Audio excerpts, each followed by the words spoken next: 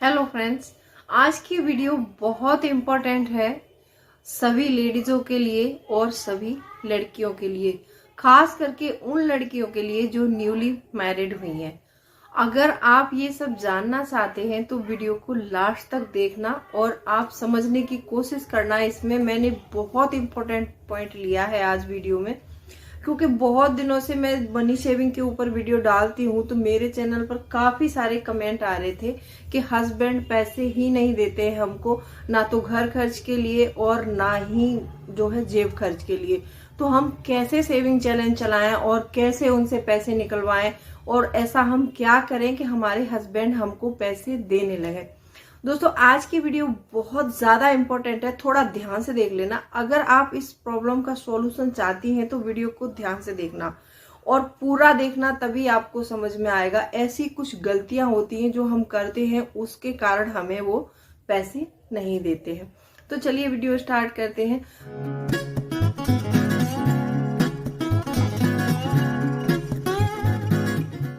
Hello friends, welcome back to my channel. कैसे हैं आप लोग? आई होप आप बहुत अच्छे होंगे और सेहतमंद होंगे और आप लगातार मेरी वीडियो के साथ भी बने हुए होंगे।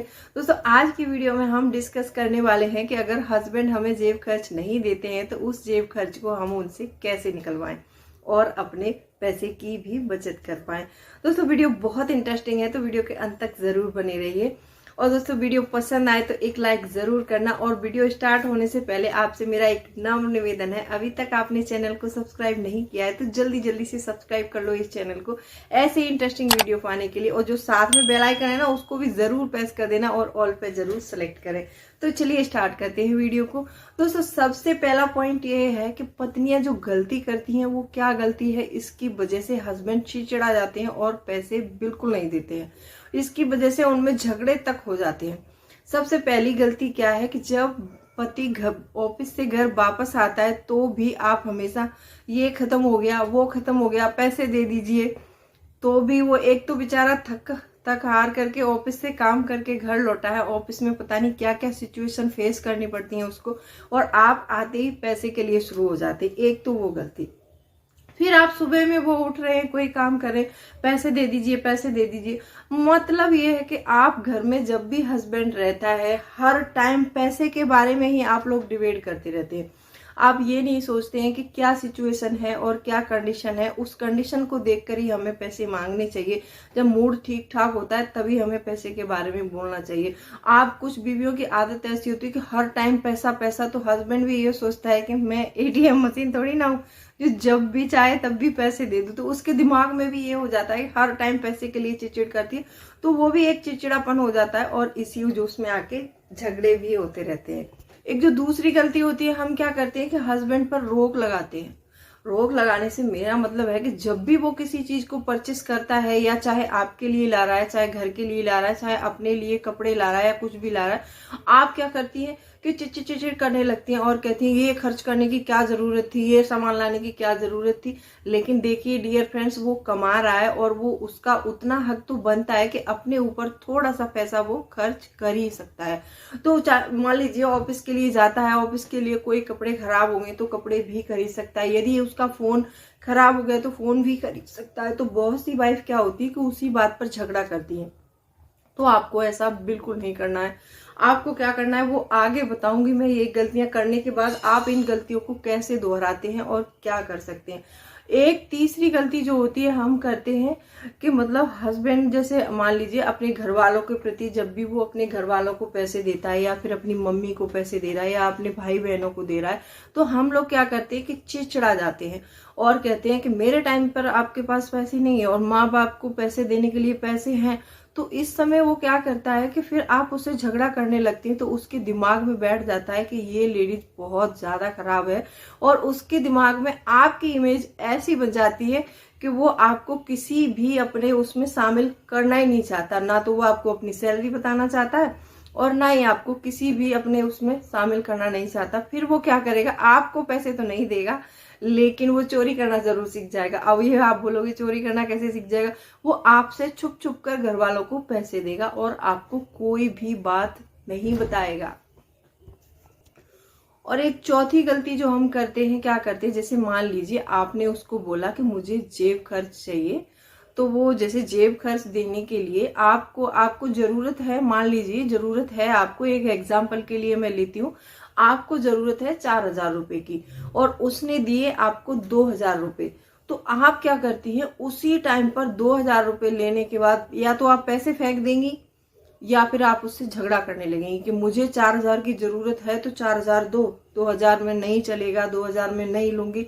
आप लोग ऐसे करने लगती हैं, तो वहां पर भी वो बहुत ज्यादा परेशान हो जाता है और इस चीज से ना उसके दिमाग में एक टेंशन हो जाती है कि इसको कितना भी कर लो, इसके लिए पैसा हमेशा कम ही पड़ जाता है। मान लीजिए आपको आज कम दे रहा है, कल ज्यादा भी देगा, लेकिन आपको कुछ गलतियां हैं ये नहीं करनी है। तो और एक 5वीं गलती जो हम करते हैं, एक जो 5वीं गलती बहुत बड़ी गलती है, इस गलती को थोड़ा सा ध्यान से सुन लेना। एक गलती हम क्या करते हैं कि हम अपने हस्बैंड को दूसरों से कंपेयर करने लगते हैं। मैंने ये पॉइंट्स एक वीडियो में और लिया था, तो उस वीडियो को भी अगर देखना है तो देख लेना, लिंक डिस्क्रिप्शन में दे दूंगी मैं आपको।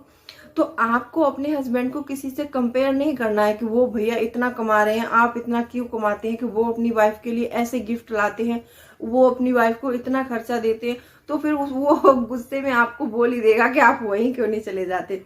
तो ऐसा नहीं करना है आपको जितना भी दे रहे हैं उसमें संतुष्ट हो जाइए और किसी से, अपने हस्बैंड को किसी से कंपेयर मत करिए, क्योंकि उनकी कैपेसिटी इतनी है, इतना कमा रहे हैं तो उतने में आपको चलाना पड़ेगा। अब वो नहीं देने वाली बात यही है कि ये गलतियां हम करते हैं, ऐसे बोलते हैं, तो वो जेब खर्च या घर खर्च हमें बिल्कुल नहीं देते हैं।